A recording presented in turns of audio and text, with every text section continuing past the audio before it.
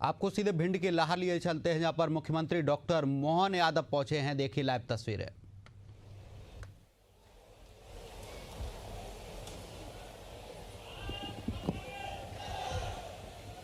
आज के इस कार्यक्रम में हमारे बीच विराजमान सरकार के मंत्री माननीय राकेश सिंह जी, अनुसूचित जाति मोर्चे के राष्ट्रीय अध्यक्ष और पूर्व मंत्री मान्यवर लाल सिंह जी आर्य साहब, इस अवसर पर मंच पर विराजमान हमारी सांसद श्रीमती संध्या राय जी, हमारे वरिष्ठ विधायक माननीय नरेंद्र सिंह कुशवाहा जी, अभी आपके लाड़के और मेरे भी बहुत लाड़के छोटे भाई, जोरदार अभिनंदन हमारे गुड्डू भैया का, अमरीश शर्मा जी आप आगे बढ़ो, हम आपके काम के लिए जो भावना चाहिए, जो श्रद्धा चाहिए और पार्टी की भी विचारधारा के लिए पीढ़ी की पीढ़ी पिताजी के बाद दूसरी पीढ़ी आ गई। ये भिंड है, मंगला देवी की कृपा हम सब पे है। पूरे मंच के लिए जोरदार ताली बजा दे, हमारे सारे मंच के लिए।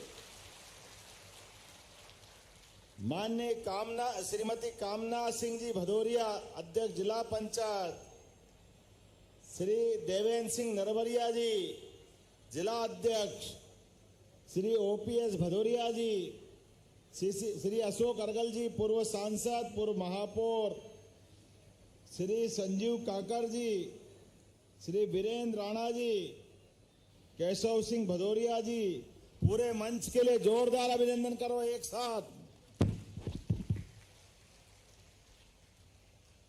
जब मैं भिंड में और भिंड के भी लहार नामक स्थान पे बात कर रहा हूं, तो हमको सीमा पर यशस्वी प्रधानमंत्री के नेतृत्व में हमारे सेनाओं के द्वारा जो अपने पराक्रम पुरुषार्थ की एक नई गाथा लिखी है, मैं भिंड, ग्वालियर, चंबल के पूरे रणबांकुरों के लिए, क्योंकि हमारे हर घर में या तो सेना का जवान मिलेगा या घर में किसान मिलेगा। मैं सबको प्रणाम करता हूं, अभिनंदन करता हूं।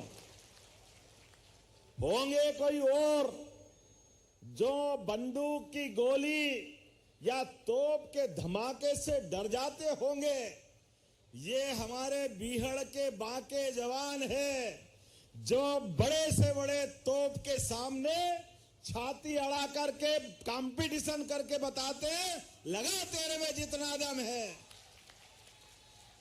हजारों साल से ये हमारी चंबल की धरती भारत के दुश्मनों को ठिकाने लगाते आई है, ये इसका रिकॉर्ड है। तमाम कठिनाइयों के बावजूद सदैव देश की, भारत माता की जय जयकार में कदम से कदम मिला करके 145 करोड़ है, अब तो 145 करोड़ देशवासियों के लिए अगर भारत महफूज है तो मुझे गर्व है। देश के बाकी राज्यों के सैनिकों के साथ चंबल के सैनिक भी सीमाओं पे खड़े हैं, हमें इस बात का आनंद है। और केवल इतना ही नहीं, यहां का तो अतीत ही बहुत गौरवशाली है। लहार महाभारत कालीन वो लाक्षागृह की घटना, ऐसा बोलते हैं कि पांडवों के लिए कौरवों ने जो षड्यंत्र किया, उस षड्यंत्र के आधार पर यहां ये लाक्षागृह बनाया गया था। अब मुझे मालूम नहीं है बनाया कि नहीं बनाया, लेकिन ये बात तो पक्का है कि भिंड के अंदर कोई किसी के साथ अन्याय नहीं कर सकता है, ये पक्की बात है। ये न्याय की बात करने वाला क्षेत्र है, इसलिए सदैव न्याय वालों के साथ खड़े होता है। जहां अन्याय होता है वहां हमारा जवान चंबल का, भिंड का और कितने सलीके से व्यवहार करते हैं। अगर दुश्मनी भी हो जाए और वो बड़े हैं तो पंडित जी पाए लागू और धम्म से भारत माता की जय, ये कहीं नहीं मिलेगा। ये हमारे संस्कार हैं कि हमारी शत्रुता भी है तो सलीका भी है, हमारा प्रेम है तो जीवन न्योछावर है। इससे बढ़कर कहां कोई लोग मिलेंगे अपने बीच, तमाम कठिनाइयों के बीच भी। अब तो समय बदल गया।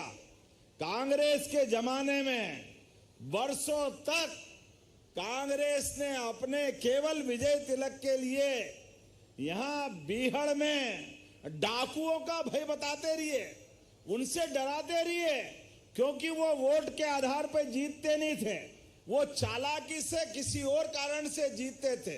तो आम आदमी के परेशान के लिए, सीधे साधे लोगों के लिए, खेती किसानी वालों के लोगों को डराने के लिए लोग डाकू पालते थे। ये हमारी सरकार है। जब से बनी उमा जी, बाबूलाल जी गौर, शिवराज सिंह चौहान की सरकार, अब डाकू के हते पते नहीं लगते। जोरदार अभिनंदन करो, ये है सुशासन। जब हमारे अपने आज के इस दौर में जब शासन के साथ देश की तरफ देखते हैं तो देश बहुत तेज गति से आगे बढ़ रहा है। और बदलते दौर में जब मैं भिंड के ऊपर से हवाई जहाज से देख रहा था, चंबल की तरफ भी जहां देखो बड़े बड़े भवन, अच्छे खेत लहलहाते हुए, चारों तरफ चेहरों पे भी नूर ऐसा।